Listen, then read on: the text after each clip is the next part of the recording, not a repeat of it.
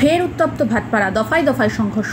ব্যারাকপুরের প্রাক্তন সাংসদ অর্জুন সিং এর জগদ্দল মেঘনা মোড় এলাকার বাড়িতে দুষ্কৃতী হামলা চলল। ইট বৃষ্টি থেকে শুরু করে চলে গুলি ও বোমা। এলাকায় বিশাল পুলিশ বাহিনী মোতায়েন করা হয়। সংঘর্ষ থামাতে গিয়ে গুরুতর জখম র্যাফ ও পুলিশ কর্মীরা। আহত হয়েছেন ব্যারাকপুরের প্রাক্তন সাংসদ তথা বিজেপি নেতা অর্জুন সিং।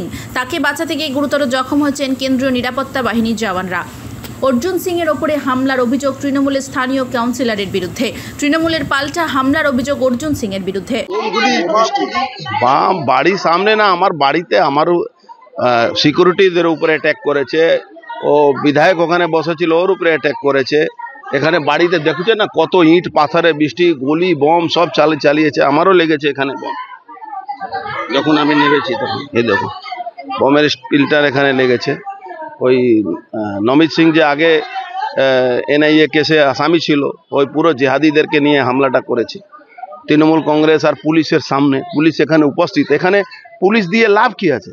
এখানে পুলিশ আর ক্যামেরা একটাই জন্য আছে, শুধু আমাদের উপরে অ্যাটাক করার জন্য।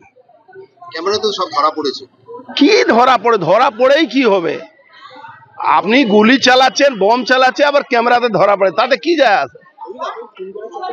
100% খুন করা চক্রান্ত। সকাল সকাল অ্যাটাক কার উপরে কি করে হয়? সকাল সকাল তো মারা যায়নি, অ্যাটাক হয়। সিকিউরিটির বক্সের উপরে দেখছেন না বম গুলি চালিয়েছে।